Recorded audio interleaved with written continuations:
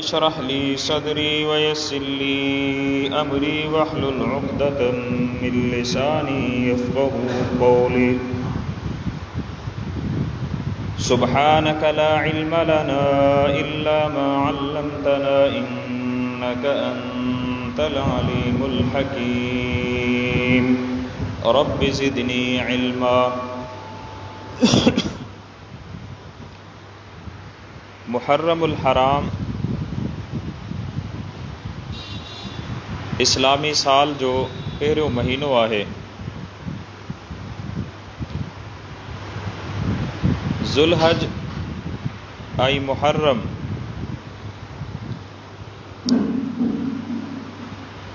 इहे ॿ महीना आहिनि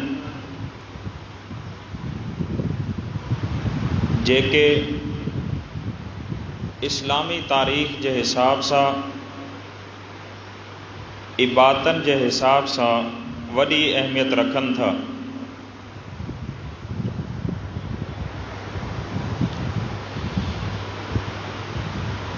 छो त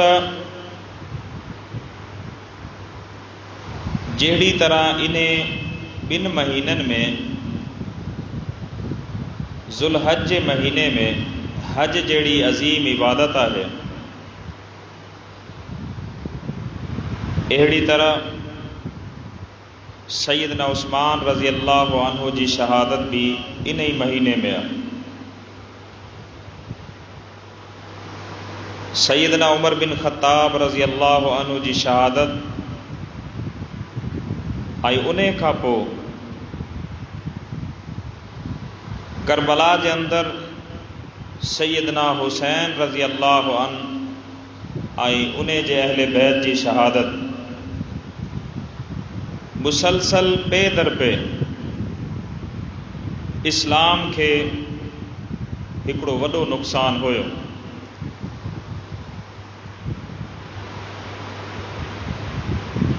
छो त इस्लाम जी तारीख़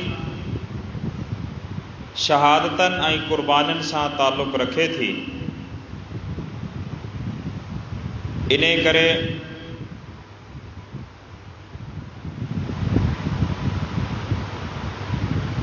इस्लाम उन्हनि शयुनि जो क़ती तौर ते हुक्म नथो ॾे त कंहिंजे शहीद थियण खां पोइ या वफ़ात करण खां पोइ इस्लाम में इहे शयूं दाख़िल कयूं वञनि। वमा मुहम्मदुन इल्ला रसूल क़द ख़लत मिन क़ब्लिहिर रुसुल। मोहम्मद सल्लल्लाहु अलैहि वसल्लम अल्लाह जो रसूल आहे। तहक़ीक़ इन खां पहिरियां भी रसूल गुज़री चुका आहिनि। अफ़ इम्मात औ क़ुतिल, जेकॾहिं मोहम्मद सल्लल्लाहु अलैहि वसल्लम फौत थी वञे या क़त्ल कयो वञे, इनक़लबतुम अला आक़ाबिकुम, ऐ सहाबा इकराम छा तव्हां पंहिंजे दीन खां फिरी वेंदो? वमन यनक़लिब अला आक़िबैहि फलन यज़ुर्रल्लाह शैअ, ऐं जेको ईअं कंदो अल्लाह खे कंहिं बि क़िस्म जो नुक़सान नथो ॾेई सघे। सहाबा इकराम जूं शहादतूं त हिकिड़ो नंढो वाक़ियो चइबो। अल्लाह फरमाए थो जेकॾहिं मोहम्मद सल्लल्लाहु अलैहि वसल्लम भी शहीद कयो वञे त तव्हां दीन खां हटी करे पंहिंजी मर्ज़ी सां दीन जे अंदर शयूं दाख़िल नथा करे सघो। इन हवाले सां मौजूदा ही महीनो इस्लामी साल जो पहिरियों महीनो आहे। रसूलुल्लाह सल्लल्लाहु अलैहि वसल्लम जी हदीसनि में इन महीने जी वॾी फज़ीलत आहे। अफ़ज़लुस सियाम बाद रमज़ान शहरुल्लाहिल मुहर्रम। रमज़ान जे महीने खां पोइ जे कॾहिं अफ़ज़ल तरीन रोज़ा आहिनि त अल्लाह जे महीने मुहर्रम जा मालूम थियो त ही महीनो वॾी अहमियत रखे थो। बिलाशुबा करबला जो वाक़ियो इस्लाम जे अंदरि हिकिड़ो शान अज़ीम आहे, वॾो हादसो आहे। पर छा इन हादसे खे बुनियाद ठाहे करे उन्हनि सहाबा इकराम रिज़वानुल्लाह अलैहिम अजमईन जे मथां कुफर जूं फतवाऊं, लानतूं, तबर्रा, उन्हनि जे ईमान ते शक, उन्हनि जे बारे में शुबहात इहे फैलाए सघजनि था जेके उन करबला जे वाक़े खां पहिरियों ई फौत थी चुका हुआ, इन वक़्तु दुनिया में मौजूद ही कोन हुआ। इन करे इस्लाम दुश्मन ताक़तनि अहले बैत जी मोहब्बत ॼाणाए करे इस्लाम जो नालो वठी करे इस्लाम ते जेके हमला कया आहिनि, दरअसल सहाबा सां नफ़रत न आहे बल्कि इस्लाम सां ही नफ़रत आहे। बिलाशुबा सहाबा इकराम जे ईमान ते शक कनि पंहिंजे कुफर खे पको करणु आहे। जेको इंसान सहाबा इकराम जे ईमान ते शक करे थो दरअसल उहो कुफर में पको थी चुको आहे। इहो कीअं थो थी सघे? जिन सहाबा इकराम जे बारे में अल्लाह फरमाए थो फ़इन आमनू बिमिस्लि मा आमनतुम बिही फ़क़द इहतदौ, ईमान ईअं आणियो जीअं सहाबा आंदो हो, पोइ हिदायत वारा थींदो। जिन सहाबा इकराम जो ईमान मिसाल आहे, शर्त आहे, उन्हनि जे ईमान ते शक कीअं थो करे सघे? अहिड़ी तरह उन्हनि सहाबा इकराम जे बारे में दिल में नफ़रत कीअं थी रखी सघिजे जिन सहाबा इकराम जे बारे में उन्हनि जे ईमान जूं गवाहियूं अल्लाह ताला क़ुरान मजीद में ॾेई छॾियूं। उलाइका हुमुर राशिदून, ये सहाबा हिदायत ते आहिनि। उलाइका हुमुल मुमिनून हक़्क़ा, ये सहाबा हक़ ते आहिनि। लाकिनिर रसूल वल्लज़ीना आमनू माअहू, अल्लाह जो रसूल ऐं उन जा ईमान वारा साथी, माअहू जेके उन जा साथी आहिनि, उन सां गॾु आहिनि, उन जा सहाबी आहिनि। जाहदू बि अमवालिहिम व अनफुसिहिम, उन्हनि जंगूं कयूं आहिनि, जिहाद कयो आहे पंहिंजे माल जे ज़रिए, पंहिंजी जान जे ज़रिए। व उलाइका लहुमुल खैरात, इन्हनि माण्हुनि जे लाइ भलायूं आहिनि। व उलाइका हुमुल मुफ़्लिहून, कामयाबियूं इन्हनि जे लाइ आहिनि। छा रसूलुल्लाह सल्लल्लाहु अलैहि वसल्लम बदर में, उहद में, हुनैन में, अहज़ाब में ईअं त कोन हुयो जो अकेलो वञे पियो ऐं हज़रत अली गॾु वञे पियो ऐं ॿई ॼणा जंग विड़ी वापसि हलिया पिया अचनि? न, हज़ारनि जी तादाद में सहाबा इकराम जिन्हनि सवनि ऐं हज़ारनि जी तादाद में शहादतूं पेश कयूं, पंहिंजे ईमान सां विड़िया, पंहिंजे माल सां विड़िया, पंहिंजी जान जा नज़राना अल्लाह जे साम्हूं पेश कयूं। छा अल्लाह जे रसूल जे इन्हनि साथियुनि जे ईमान जे बारे में शक करे सघिजे थो?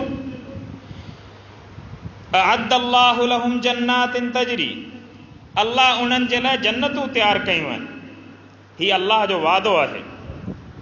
वल्लज़ीना आमनू वहाजरू वजाहदू, उहे ईमान वारा जिन्हनि ईमान आंदो, रसूलुल्लाह सल्लल्लाहु अलैहि वसल्लम सां गॾु हिजरत कई, वजाहदू ऐं अल्लाह जे रसूल सल्लल्लाहु अलैहि वसल्लम सां गॾिजी करे काफ़रनि सां जिहाद विड़ियो। वल्लज़ीना आवू वनसरू, ऐं जेके हिजरत करे आया उन्हनि खे पंहिंजे घरनि में, पंहिंजे दिलनि में, पंहिंजी जायदादनि में हिसो ॾिनो, उन्हनि जी मदद कयूं। اولئک هم المؤمنون حقا، یہ سچا مومن ہے. انہن جے ایمان تے شک کرن پانجے کفر کے پکو کرنا ہے. لہذا صحابہ اکرام جے ایمان کے جیکو انسان تاریخ جی چوپڑن ماں کھڑی کرے مشکوک ٹھائے تو سمجھی ونجو تے یو کافر ہے، یو مسلمان نہ ہے. جیکو صحابہ جے ایمان تے شک کرے وہ پان کافر ہے. لہم مغفرت و رزق کریم، اللہ تا صحابہ سا مغفرت جا وعدہ تھو کرے، رزق کریم جا وعدہ تھو کرے، انہن جے ایمان جی گواہی تھو دے. انہیں کے کیڑی مجال آہی صحابہ اکرام جے ایمان تے شک تو کرے. وَاعْلَمُوا أَنَّ فِيكُمْ رَسُولَ اللَّهِ لَوْ يُطِيعُكُمْ فِي كَثِيرٍ مِّنَ الْأَمْرِ لَعَنِتُّمْ وَلَكِنَّ اللَّهَ حَبَّبَ إِلَيْكُمُ الْإِيمَانَ. اے صحابہ، اللہ تواں جے لائے ایمان کے پسند کیو، اللہ تواں جے ایمان کے پسند کیو. جن جے ایمان کے اللہ پسند کرے 14 صدی جے ہکڑے ٹکے جے ہکڑے خاص سوچ ऐं فکر رکھن وارے نالے جے مسلمان کے کیڑی جرت ہے جو انہیں صحابہ اکرام جے ایمان تے شک کرے. اللہ فرمائے تو حبب الیکم الایمان، اللہ تواں جے ایمان کے پسند کیو. جنن جے ایمان کے اللہ پسند کرے تو انہن جے ایمان تے اجوں کو مسلمان شک کیے تو کرے سگے.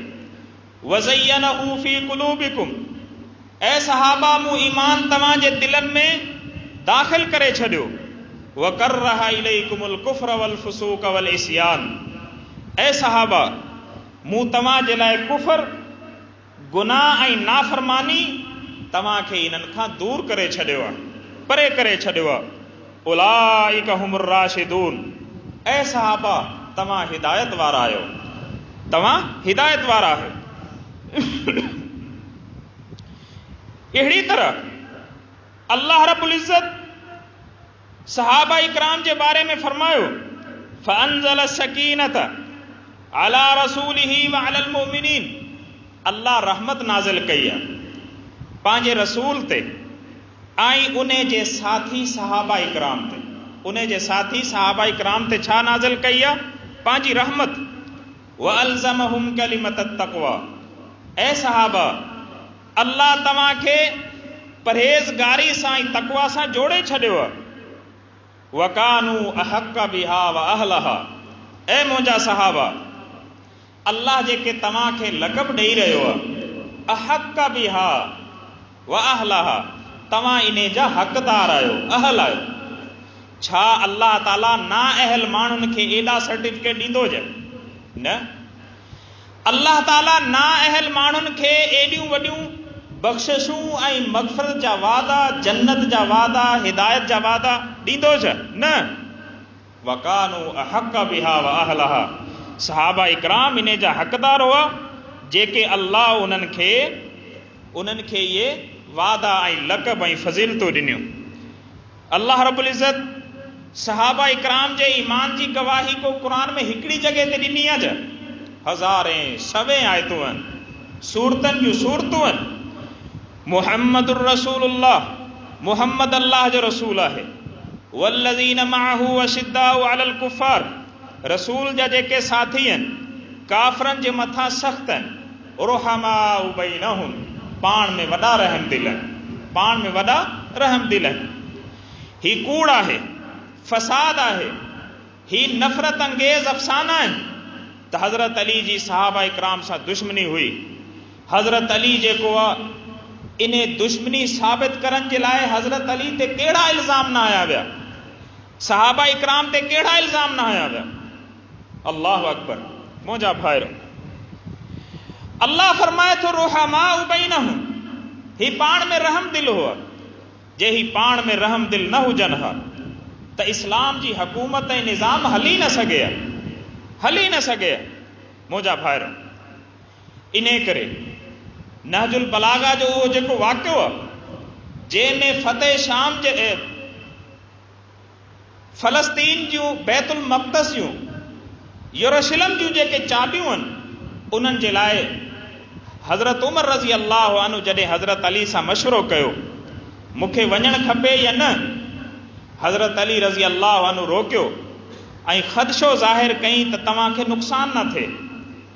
ऐं जेकॾहिं तव्हांखे नुक़सान थी वियो, तव्हांजी मिसाल चकी जे ॿिनि पुड़नि जे उन कोके जी आहे, जेको कोको ॿिन्ही पुड़नि खे पाण में बराबरि थो रखे। ऐं जेकॾहिं इहो भॼी पियो त चकी जा इहे ॿई पुड़ पाण में न हली सघंदा, चकी हलंदी कोन। ऐं उमर रज़ी अल्लाह अन्हु, तव्हांखे नुक़सान थी वियो त उम्मत हली कोन सघंदी। अल्लाहु अकबर। हज़रत उमर रज़ी अल्लाह अन्हु फरमाइनि था, जेकॾहिं मुंहिंजे वञण सां बग़ैर जंग जे बैतुल मुक़द्दस फतह थी वञे त मुंहिंजे लाइ इन खां वॾी का बि ॻाल्हि न आहे। हज़रत उमर वञनि था। मुंहिंजा भाइरो, मदीने खां वठी बैतुल मुक़द्दस जो सफ़र महीननि जो आहे, वञण जो महीननि जो आहे, अचनि जो महीननि जो आहे। इन दौरान मदीने में कंहिंखे ख़लीफ़ो मुक़ररु करे विया। इन दौरान सईदना अली रज़ी अल्लाह अन्हु निगरान ख़लीफ़ो हो, निगरान ख़लीफ़ो। हुकूमत हज़रत अली रज़ी अल्लाह अन्हु जे हवाले हुई। ऐं जेकॾहिं हज़रत अली जे दिलि में सहाबा इकराम जे लाइ नफ़रत हुजे हा, हज़रत उमर जे लाइ नफ़रत हुजे हा, उन्हनि जा पाण में झेड़ा थियल हुजनि, जीअं इन्हनि सहाबा इकराम ते इल्ज़ाम आया आहिनि, कूड़ा वाक़िया ठाहिया आहिनि, त हज़रत उमर रज़ी अल्लाह अन्हु नौज़ बिल्ला बीबी जो दरवाज़ो साड़े छॾियो, बीबी जूं पासरियूं भॼी छॾियूं, अम्मा फातिमा जो नौज़ बिल्ला ॿार क़त्ल करे छॾियो। ऐं हज़रत अली रज़ी अल्लाह अन्हु जी गिची में रसो विझी करे ज़ोरी खणी विया। माण्हुनि जे दिलनि में नफ़रत दाख़िल करण जे लाइ हर उहो कूड़ो किसो ठाहे करे माण्हुनि जी दिलनि में सहाबा इकराम जे लाइ नफ़रत दाख़िल करण जी कोशिशि कई वई। ऐं जॾहिं त हज़रत अली रज़ी अल्लाह अन्हु वञनि पिया, हज़रत उमर रज़ी अल्लाह अन्हु वञनि पिया बैतुल मक़दस जूं चाबियूं वठण जे लाइ, ऐं पोयां निगरान ख़लीफ़ो केरु आहे? हज़रत अली रज़ी अल्लाह। अंदाज़ो 2 महीननि जो ही सफ़र आहे, 2 महीननि जे आसपास जो सफ़र आहे। जेकॾहिं हज़रत अली रज़ी अल्लाह अन्हु जे दिलि में नफ़रत हुजे हा त पोयां बग़ावत करे हुकूमत ते कब्ज़ो करे वञे, हुकूमत ते कब्ज़ो करे वञे, को मसलो ई कोन हुयो। मगर हज़रत उमर वापसि अचनि था, वापसि अची करे पंहिंजी हुकूमत खे संभालनि था। इहो दलील आहे त सहाबा इकराम जा पाण में कंहिं बि क़िस्म जा इख़्तिलाफ़ कोन हुआ। जेकॾहिं सहाबा इकराम जा इख़्तिलाफ़ हुजनि हा त इस्लाम असां ताईं पहुचे ई कोन, तॾहिं ख़तमु थी वञे, इस्लाम तॾहिं ख़तमु थी वञे। मुंहिंजा भाइरो, इन करे अल्लाह ताला सहाबा इकराम जे ईमान जी गवाही ॾिनी आहे। रुहमाउ बैनहुम, सहाबा इकराम पाण में रहम दिल आहिनि। अल्लाह ताला सहाबा इकराम जूं ख़सलतूं बयानु कयूं आहिनि त ही सहाबा इकराम रातनि जो सजदे में हूंदा आहिनि, इन्हनि जी पेशाननि ते सजदे जा निशान आहिनि। ऐं अहिड़ी तरह अल्लाह तौरात ऐं इंजील में सहाबा जूं मिसालूं ॾिनियूं आहिनि। सहाबा इकराम जी मिसाल त उन पकल ऐं तयारु फसल जी आहे, जंहिंखे दुश्मन ॾिसी करे सड़े थो। लियगीज़ बिहिमुल कुफ़ार। अल्लाहु अकबर। इमाम मालिक रहमहुल्लाह, अहिड़ी तरह इमाम कुर्तबी रहमहुल्लाह, लियगीज़ बिहिमुल कुफ़ार, सहाबा जी फसल ॾिसी करे सड़न था काफ़िर। इन मां इहो ॻाल्हि वाज़े कई आहे आइमा मुफ़स्सिरीन त जेको इंसान सहाबा इकराम जे बारे में साड़ रखे थो, नफ़रत रखे थो, सहाबा इकराम जी शख़्सियत ते सड़े थो, दरअसल उन जे दिलि में कुफ़र दाख़िल थी चुको आहे। लियगीज़ बिहिमुल कुफ़ार, छो त ही सहाबा इकराम जी उन तयारु थियल फसल ते सड़े थो, जंहिं फसल खे मुहम्मद रसूलुल्लाह सल्लल्लाहु अलैहि वसल्लम तयारु कयो, जंहिं फसल खे अल्लाह जे नबी तयारु कयो। अल्लाहु अकबर। मुंहिंजा भाइरो, लिल फुक़राइल मुहाजिरीन अल्लज़ीन उख़रिजू मिन दियारिहिम व अमवालिहिम, उहे ग़रीब मुहाजिरीन सहाबा जेके मके मां बेघर थी, बेयारो मददगार ख़ाली हथे कढिया विया। अल्लाहु अकबर। अल्लाह उन्हनि जी क़ुर्बानियुनि जो ज़िक्र थो करे। वल्लज़ीन तबव्वउ द्दार वल ईमान मिन क़ब्लिहिम युहिब्बून मन हाजर इलैहिम, उहे अंसारी सहाबा जिन्हनि खे मदीने में घर बि हुआ ऐं ईमान जी दौलत बि हुई, उन्हनि मुहाजिरीन सहाबा जे जेके मके मां लॾे करे आया, उन्हनि जे बोझ खे बर्दाश्त कयो, पंहिंजे दिलनि में जॻहि ॾिनी, पंहिंजे घरनि में जॻह ॾिनी वला यजिदून फी सुदूरिहिम हाजतम मिम्मा ऊतू वयूसिरून अला अनफुसिहिम वलौ कान बिहिम खसासा। उन्हनि जी मुहबत जो आलम इहो हो जो हू हिक ॿिए ते पाण खे तरजीह ॾींदा हुआ, पाण बुखिया रहंदा हुआ, पंहिंजे मुहाजिरीन आयल महिमाननि खे खाराईंदा हुआ। अल्लाह त उन्हनि जूं मुहबतूं बयानु थो करे, अल्लाह त उन्हनि जी मुहबतनि जी गवाही थो ॾे। अल्लाह अकबर। अहिड़ी तरह मुंहिंजा भाइर क़ुरान मजीद में अल्लाह ताला सैयदना उस्मान रज़ी अल्लाह अन्हु जे क़त्ल जी अफ़वाह ते जेका बैत थी आहे, बैत रिज़वान में अल्लाह ताला उन 1400 सहाबा इकराम खे हिकिड़े ई वक़्त में जन्नत जी बिशारत ॾिनी आहे, जिन्हनि रसूलुल्लाह सल्लल्लाहु अलैहि वसल्लम सां बैत कई हुई ऐं बैत करे हज़रत उस्मान जे क़त्ल जे पलांद जी पंहिंजी मौत ते बैत कई। अगरचे हू ख़बर कूड़ी हुई मगर उन्हनि पंहिंजे दिलि सां बैत कई। अल्लाह खे उन्हनि जी बैत पसंदि आई ऐं अल्लाह उन्हनि 1400 सहाबा जी हिकिड़े ई मौक़े ते मग़फ़िरत नाज़िल करे छॾी ऐं जन्नत जो सर्टिफिकेट ॾेई छॾियो। मुंहिंजा भाइर इन करे क़ुरान मजीद जी रूह सां को हिकिड़ी आयत कोन्हे, रसूलुल्लाह सल्लल्लाहु अलैहि वसल्लम जूं खोड़ सारियूं हदीसूं आहिनि, बेशुमार हदीसूं आहिनि। लिहाज़ा जेको इंसान मुसलमान सां डराए करे, हज़रत अबू बकर जे ईमान ते शक थो करे, हज़रत उमर जे ईमान ते शक थो करे, हज़रत उस्मान, अबू सुफियान, अमीर माविया, जिन्हनि जे ईमान खे, जिन्हनि जे इस्लाम खे रसूलुल्लाह सल्लल्लाहु अलैहि वसल्लम क़बूल कयो, न सिर्फ़ क़बूल कयो बल्कि रिश्तेदारी कई। अल्लाहु अकबर। मुंहिंजा भाइर इन हवाले सां आवाम जे ज़हननि में ही जेके शुबा दाख़िल कया था वञनि त बाबा अहले बैत दर वारा आहिनि। अहले बैत केर आहिनि? दर वारा। अहले बैत घर वारा आहिनि ऐं जेके ॿिया सहाबा आहिनि अबू बकर उमर ही दर वारा आहिनि। मुंहिंजा भाइरो अल्लाहु अकबर। केतिरो ख़तरनाक जुमिलो आहे। हज़रत अबू बकर सिद्दीक़ केर आहे? रसूलुल्लाह सल्लल्लाहु अलैहि वसल्लम जो अव्वल खां वठी आख़िर ताईं साथी। रिश्ते में छा थो थिए? सोहरो। रसूलुल्लाह सल्लल्लाहु अलैहि वसल्लम जो सोहरो। छा सोहरो घर वारो न हूंदो आहे? छा सोहरे खे पंहिंजी धीउ जे घर अचण लाइ इजाज़त जी ज़रूरत हूंदी आहे छा? या सोहरो पंहिंजी धीउ जे दरवाज़े ते बीही करे ॻाल्हाए सघे थो, अंदरि नथो अची सघे छा? अल्लाहु अकबर। ही छा आहे? ही सहाबा इकराम सां नफ़रत। अहिड़ी तरह हज़रत उमर इहो दर वारो आहे, घर वारो न आहे। रिश्ते में छा आहे? रसूलुल्लाह सल्लल्लाहु अलैहि वसल्लम जो सोहरो। सोहबत में छा आहे? रसूलुल्लाह सल्लल्लाहु अलैहि वसल्लम जो साथी। छा सोहरो घर वारो न हूंदो आहे? सोहरे जो घर में अचण वञण जी इजाज़त न आहे छा सोहरे खे? या सोहरो रिश्तेदार न आहे? या सोहरे जी इज़्ज़त इस्लाम में पीउ जी न आहे छा? अल्लाहु अकबर। हज़रत उस्मान जेको रसूलुल्लाह सल्लल्लाहु अलैहि वसल्लम जी ॿिनि न्याणियुनि जो मुड़ुसु आहे, न्याणो आहे ऐं अव्वल खां वठी आख़िर ताईं इहो साथी आहे। छा उहो अल्लाह जे रसूल सल्लल्लाहु अलैहि वसल्लम जे अहले बैत मनाए छा? घर वारनि मनाए छा? मुंहिंजा भाइर हज़रत अबू सुफियान जंहिंजे इस्लाम खे फतह मक्का ते रसूलुल्लाह सल्लल्लाहु अलैहि वसल्लम क़बूल कयो, संदसि धीउ सां शादी कई, रिश्तेदारी कई। अहिड़ी तरह हज़रत अमीर माविया जेको रसूलुल्लाह सल्लल्लाहु अलैहि वसल्लम जो सालो आहे रिश्ते में। छा इन्हनि जे ईमान ते हाणे शक कंदा? इन्हनि जे ईमान ते शक कंदा? रसूलुल्लाह सल्लल्लाहु अलैहि वसल्लम जे रिश्तेदारनि ते शक कंदा? छा इहो अल्लाह ऐं अल्लाह जे रसूल खे इज़ा न आहे? इन्नल्लज़ीन यूज़ून अल्लाह व रसूलह।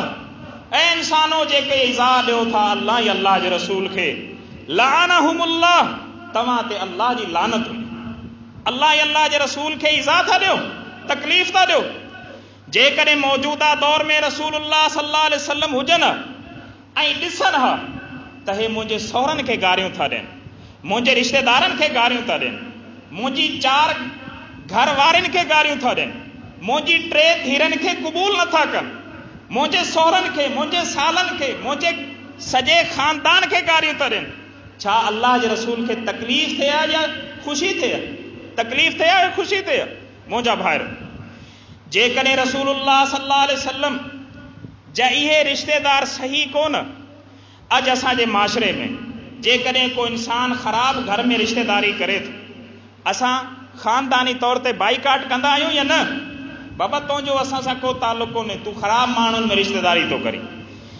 پو انہیں نبی جے بارے میں چھا خیال ہے تمہاں جو جے حضرت ابو بکر سے رشتہ داری کئی انہیں جو ساتھی تھو، حضرت عمر کی رشتہ داری صحبت کے قبول کیو، حضرت عثمان کی رشتہ داری صحبت کے قبول کیو، حضرت امیر معاویہ کی رشتہ داری صحبت کے قبول کیو، پو دراصل تمام محمد الرسول اللہ صلی اللہ علیہ وسلم تے الزام لگایا تھا تو اللہ جے رسول صلی اللہ علیہ وسلم پانچا رشتہ دار صحیح کون چونڈیا؟ اللہ اکبر۔ موجہ بھائرو یاد رکھو جے کو صحابہ اکرام جے ایمان تے شک کرے انہیں جو کفر پکو تھی رہے ہوا، وہ کفر جی طرف ونی رہے ہوا، وہ کافرن جی طرف ونی رہے ہوا، ایمان انہیں جے دل ماں نکری رہے ہو۔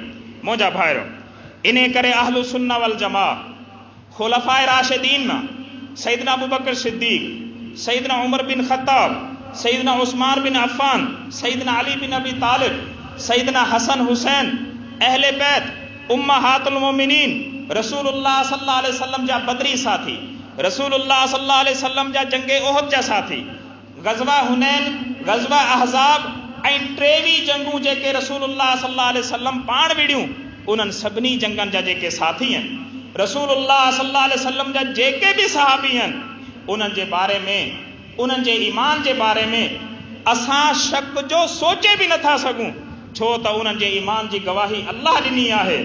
ऐं जेके इंसान सहाबा इकराम जे ईमान जे बारे में ग़लति ख़बरूं फैलाए रहिया आहिनि, ग़लति किस्सा फैलाए रहिया आहिनि, अख़बारनि जूं ऐं चोपड़ियुनि जूं ऐं तारीख़ जी कूड़ी ॻाल्हियुनि खे खणी करे सहाबा इकराम जे मथां इल्ज़ाम हणी रहिया आहिनि, दरअसल इहे ख़राब पाण आहिनि, इहे ग़लति पाण आहिनि, इहे इस्लाम खां थिड़ियल पाण आहिनि, जंहिंजो नतीजो ही थियो आहे अॼु ही एलानिया शिरक जे अंदरि दाख़िल थी चुका आहिनि, कुफर जे अंदरि दाख़िल थी चुका आहिनि, अल्लाह सां बराह रास्त शिरक करे रहिया आहिनि, अली रज़ी अल्लाह अन्हु खे अल्लाह चई रहिया आहिनि, अल्लाह जो तसव्वुर ख़तम करे रहिया आहिनि। इहो छा आहे?